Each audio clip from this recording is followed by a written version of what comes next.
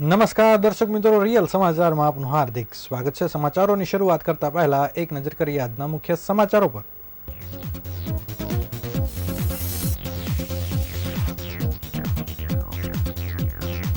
સુરતમાં આજથી helmet drive શરૂ। હેલ્મેટ વગરના વાહન ચાલકોને ઝડપવા ડ્રોન ઉડાવ્યું।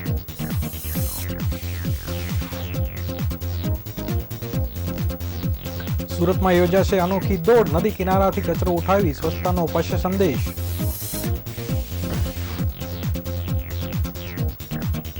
કાપોદ્રા વિસ્તારમાં અલગ અલગ કંપનીની ડુપ્લિકેટ કોસ્મેટિક ચીજ વસ્તુઓ બનાવી વેચાણ કરતા 3 પકડાયા।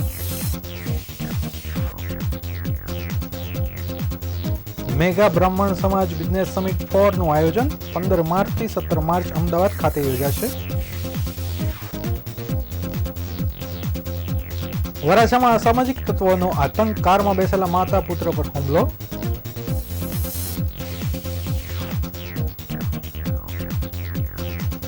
સુરતના પાલ્લે પોઈન્ટ બ્રિજ પર ટ્રિપલ સવારી બાઇક સ્લીપ થતા અકસ્માત, 2 યુવકોના મોત।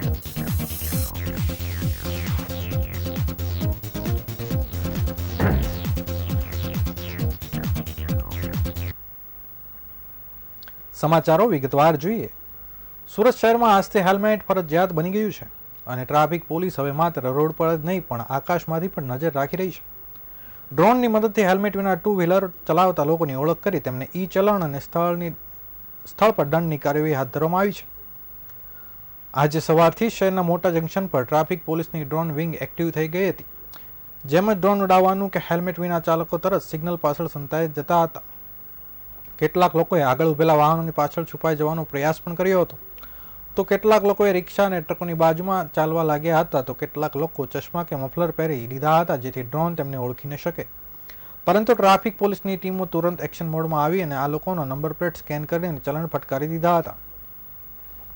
ડ્રોન અને સીસીટીવીના આધારે એક જ દિવસમાં હજારો ઈ ચલણ જનરેટ થયા અને અનેક લોકો પોલીસ સમક્ષ જાતના બહાનો બતાવવા લાગ્યા હતા। ડીસીપી અમિતા વાનાણીએ જણાવ્યું કે ડ્રોન, સીસીટીવી અને પબ્લિક એડ્રેસ સિસ્ટમ દ્વારા હેલ્મેટ વગરના લોકોની અટકાયત થઈ રહી છે। 3000થી વધુ પોલીસ કર્મીઓ ટ્રાફિક જંકશન પર તૈનાત કરી દેવામાં આવ્યા હતા અને 40થી વધુ ટીમો સ્થળ દંડ વસૂલી કરી રહી હતી। જો કોઈ ડ્રોન જોઈને સંતાવવાનો પ્રયાસ કર્યો હોય તો પણ તે બચી શકશે નહીં, કેમ કે સીસીટીવી કેમેરા અને વીઓસી સિસ્ટમ તરત જ વાહન નંબર સ્કેન કરીને ઈ ચલણ મોકલી દેશે। આગામી સમયમાં આ કાર્યવાહી શરૂ જ રહેશે તેવી ડીસીપી વાનાણીએ જણાવ્યું હતું।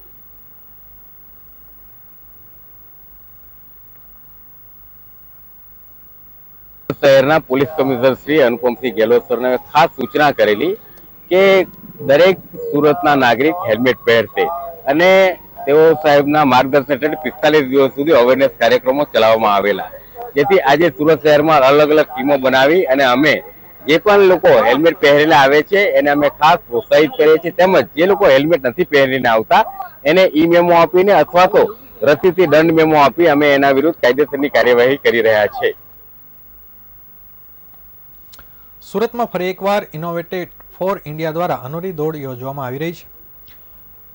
પ્લોગાથોન 2.1 થકી પર્યાવરણ અંગે લોકોને જાગૃત કરવામાં આવશે। આ સાથે જ નદી કિનારાની સ્વચ્છતા તથા પાણીમાં ફેંકાતા કચરાથી થતા નુકસાન અંગે લોકોને જાગૃત કરવા માટે પ્રયાસ કરવામાં આવનાર છે।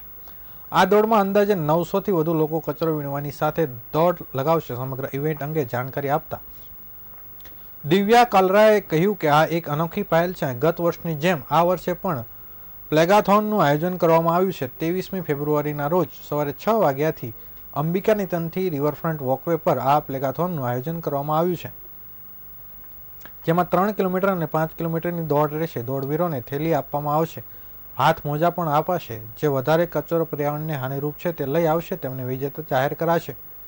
પ્લેગાથોનમાં પાર્ટિસિપેન્ટ થનાર તમામને ટ્રોફી એનાયત કરવામાં આવશે, સાથે જ વિજેતાઓને પણ સન્માનિત કરવામાં આવશે। ગત વર્ષે તાપી નદીમાં 890 કિલો પ્લાસ્ટિક કચરો મળ્યો હતો, ત્યારે આ વખતે મોટી સંખ્યામાં લોકો હાજર રહેવાના હોવાથી 2 ટન પ્લાસ્ટિક કચરા વાળવાનો વધુ મોટો પ્રભાવ પડવાનો છે। સુરત પ્લેગાથોન 2 ફક્ત એક દોડ નથી, તે કચરો મુક્ત ભારત બનાવવામાં સ્વચ્છ ભારત અને ફિટ ઇન્ડિયા માટે એક ચળવળ છે। સુરતમાંથી પસાર થતી તાપી નદી લોકમાતા માનવામાં આવે છે, પરંતુ આ જ નદીમાં કૂદીને છાશવારે જીવન ટૂંકાવતા હોવાનું સામે આવતું રહ્યું છે। ત્યારે તાપી નદીમાં જીવન ટૂંકાવતા રોકવા માટે તંત્ર દ્વારા પગલાં લેવામાં આવ્યા છે. તાપી નદી પર આવેલા કાપોદ્રા બ્રિજ પરથી લોકોને કૂદતા અટકાવવા બ્રિજની રેલિંગ પર તાર ફેન્સિંગ લગાવવામાં આવ્યું છે.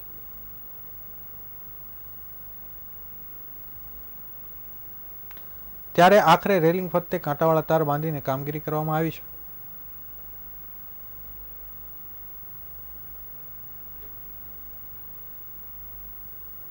मेरा नाम शैली बंसल है और मैं इनोवेट फॉर इंडिया संस्था से जुड़ी हुई हूँ और हम वेस्ट मैनेजमेंट पे काम करते हैं. और इस साल फिर एक बार सूरत प्लॉगेथॉन कर रहे हैं, जिसमें हम कुछ 800 से 1000 लोगों को साथ में जोड़ रहे हैं, जिसमें कंपनीज और सिटीजन्स दोनों के लोग जुड़ेंगे और साथ में इसमें भागते भागते कचरा भी उठाना है.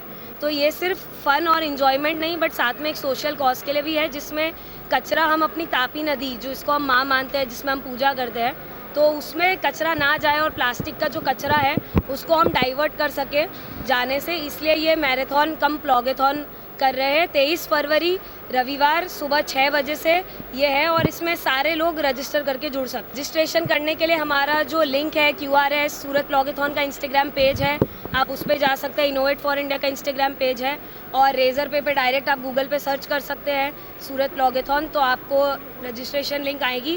3 किलोमीटर 5 किलोमीटर दोनों में भाग ले सकते हैं. 3 किलोमीटर की फ़ीस 250 रुपये है और 5 किलोमीटर की फ़ीस 350 रुपये है. સુરત શહેરમાં કાપોદ્રા પોલીસની ટીમે અને LCB શાખા ઝોન 1ની ટીમે સંયુક્ત રેડ કરી હતી. પોલીસે કાપોદ્રા કૃષ્ણા ઇન્ડસ્ટ્રી ખાતે રેડ કરી હતી, જ્યાંથી પોલીસે 3 લોકોને ઝડપી પાડ્યા હતા. પોલીસે લાખો રૂપિયાનો મુદ્દામાલ જપ્ત કર્યો છે. આ મામલે વધુ તપાસ હાથ ધરી છે.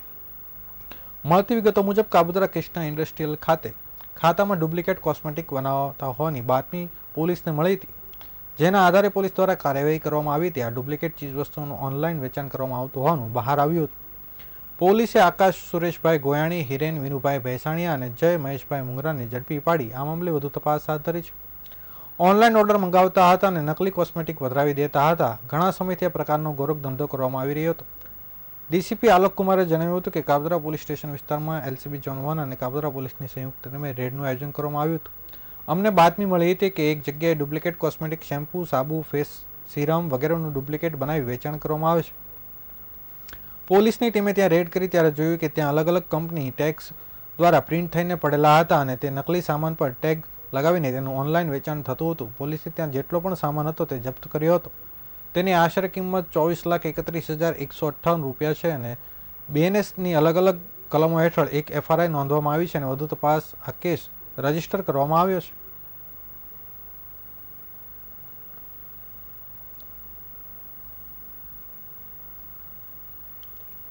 સમસ્ત ગુજરાત બ્રહ્મ સમાજ દ્વારા મેગા બ્રહ્મ આયોજન કરવામાં આવ્યું છે. વર્ષ 2015માં સૌથી પહેલા મહાત્મા મંદિર ખાતે મેગા સમિટનું આયોજન કરવામાં આવ્યું હતું. હવે અમદાવાદ વિજ્ઞાન ભવન સાયન્સ સિટી ખાતે 15 માર્ચથી 17 માર્ચ સુધી બિઝનેસ સમિટનું આયોજન કરવામાં આવ્યું છે. અગાઉ કરેલા મેગા બિઝનેસ સમિટમાં 1000 કરતાં વધારે લોકોએ રોજગારી મળી હતી.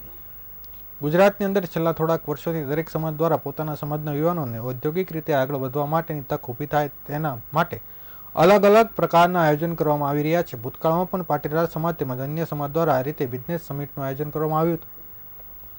તેવી જ રીતે બ્રાહ્મણ સમાજ દ્વારા પણ મેગા બ્રાહ્મણ સમિટનું આયોજન કરવામાં આવ્યું છે, જેમાં વધુમાં વધુ બ્રાહ્મણ જ્ઞાતિના યુવક યુવતીઓ પોતાના પગ ઉપર ઊભા રહે અને રોજગારી મેળવે, પોતાનો ઉદ્યોગ આગળ વધારે તે પ્રકારનું આયોજન કરવામાં આવી રહ્યું છે. બ્રાહ્મણ ઉદ્યોગકારોના 300થી વધુ સ્ટોર હશે અને 600થી વધુ કંપનીઓ લાભ લેશે, જેમાં બ્રાહ્મણ કંપનીઓ તેમજ બિન બ્રાહ્મણ કંપનીઓ પણ ભાગ લેશે. જે લોકો બ્રાહ્મણ સમાજના યુવા વર્ગને રોજગારી આપતું હશે તેવા 600થી વધુ કંપનીઓ ભાગ લેશે. રોજગાર મહેતા અંતર્ગત સ્થળ ઉપર જ એપોઇન્ટમેન્ટ લેટર મળી જશે તે પ્રકારની વ્યવસ્થા કરવામાં આવશે. સમાજનો વિશિષ્ટ પ્રતિભા ધરાવતા અને સમાજનું નામ દેશ અને વિદેશમાં રોશન કામ કરનાર બ્રહ્મ રત્નોનું પણ સન્માન કરવામાં આવશે. આ કાર્યક્રમની અંદર મુખ્યમંત્રી પણ હાજર રહેશે તેવી મને ખાતરી આપી છે અને તેવું સમાજના આગેવાનો કહી રહ્યા હતા.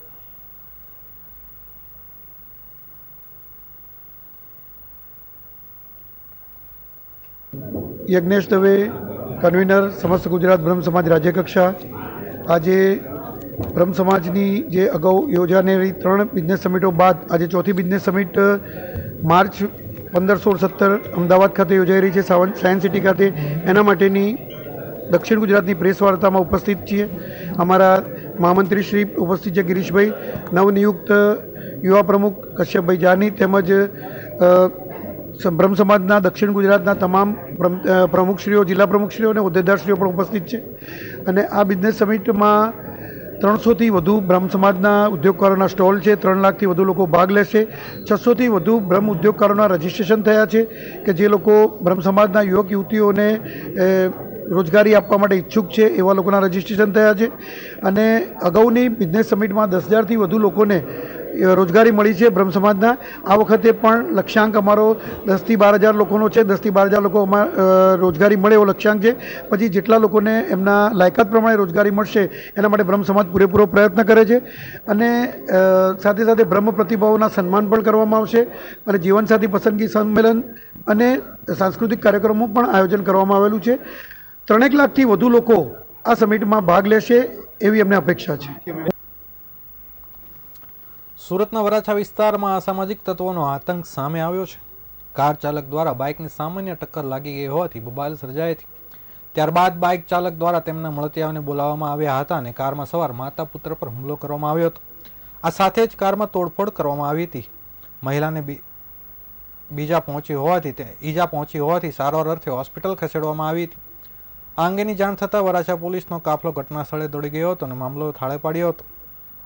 મળતી માહિતી પ્રમાણે વરાછા વિસ્તારમાં જ રહેતા એક પરિવારના માતા અને પુત્ર કાર લઈને વરાછા વિસ્તારમાં આવેલી ઈશ્વર કૃપા સોસાયટી પાસેથી પસાર થઈ રહ્યા હતા. દરમિયાન કાર ચાલકથી આગળ જતી બાઇકને સામાન્ય ટક્કર લાગી ગઈ હતી, જેને લઈને ઉશ્કેરાઈ ગયેલા બાઇક ચાલક દ્વારા તેની સાથે રહેલી મહિલાને કારમાં બેસેલી મહિલા સાથે બોલાચાલી કરી હતી. ત્યારબાદ વાત ઝપાઝપી સુધી પહોંચી ગઈ હતી.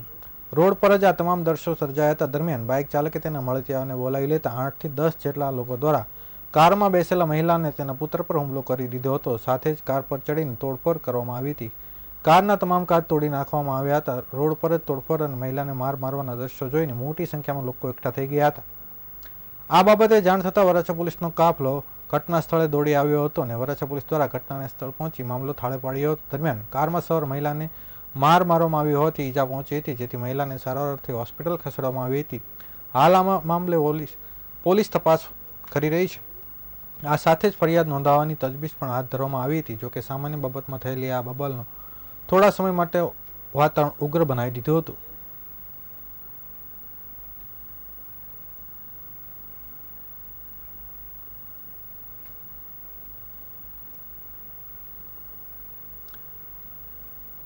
સુરતમાં આજથી હેલ્મેટ ફરજિયાતનો કાયદો કડક કરવામાં આવ્યો છે અને અમલમાં મૂકવામાં આવ્યો છે. ત્યારે રોડ અકસ્માતમાં પણ વધારો થયો છે.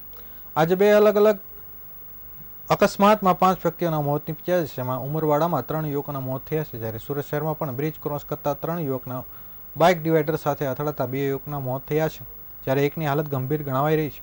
આમ કુલ 2 અકસ્માતમાં 5 વ્યક્તિઓ જીવ ગુમાવ્યા છે. હેલ્મેટની અમલવારી પહેલા અકસ્માતની ઘટનામાં 2 યુવાનના મોત નીપજ્યા છે. ઉમરાઠથી અઠવાગેટ તરફ જતી વેળાએ મોટરસાઇકલ ડિવાઈડર સાથે ભટકાઈ હતી. બાઇક ડિવાઈડર સાથે ભટકાતા ગંભીર રીતે ઇજાગ્રસ્ત બનેલા યુવાનોને ટૂંકી સારવાર બાદ મોત નીપજ્યા હતા. અકસ્માતમાં 3 મિત્રો ઇજાગ્રસ્ત થયા હતા, જે પૈકી એકની હાલત ગંભીર છે. 3 મિત્રો એક જ મોટરસાઇકલ પર સવાર હતા. પાર્લે પોઈન્ટ બ્રિજ પર આ ઘટના બની હતી. ઘટનામાં ચાલકોએ હેલ્મેટ પહેર્યો હોત તો જીવ બચી ગયા હોત તેમ પોલીસ જણાવી રહી છે. રાજુ રાવલે કહ્યું કે ઉમરા બ્રિજ ચડી રહ્યા હતા ત્યારે અકસ્માત સર્જાયો હતો. બાઇક પર આવતા જતા તેમાં ડિવાઈડર સાથે અથડાતા ચાલક સિવાયના 2ના મોત થયા છે. 3એ હેલ્મેટ નહોતો પહેર્યો, જેથી તેને ડિવાઈડરની સાથે માથા અથડાતા મોત થયા છે. જો તેણે હેલ્મેટ પહેર્યો હોત તો મારો ભાણેજ આજે બચી ગયો હોત તેવું મામાએ જણાવ્યું હતું.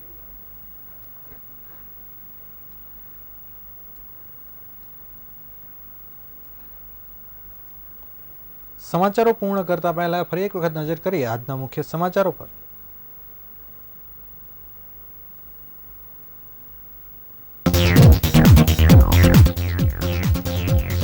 સુરતમાં આજથી હેલ્મેટ ફરજિયાત. હેલ્મેટ વગરના વાહન ચાલકોની ઝડપા પોલીસે ઉડાવ્યું ડ્રોન. સુરતમાં યોજાશે અનોખી દોડ. નદી કિનારાથી કચરો ઉઠાવી સ્વચ્છતાનો અપાશે સંદેશ.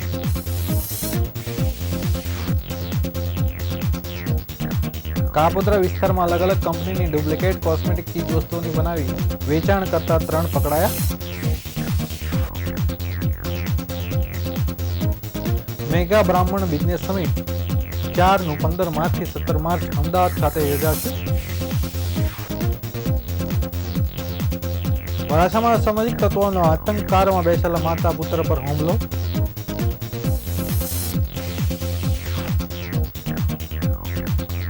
સુરતના પાર્લે પોઈન્ટ બ્રિજ પર ટ્રિપલ સવારી બાઇક સ્લીપ થતા અકસ્માત, 2 યુવકોના મોત, 1 ગંભીર.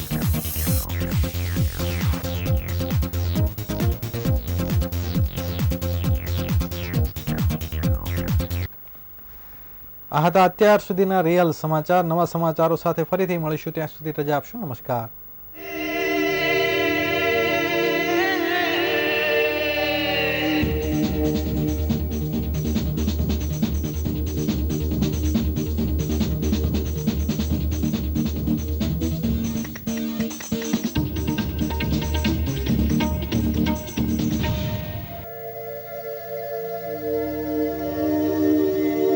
Real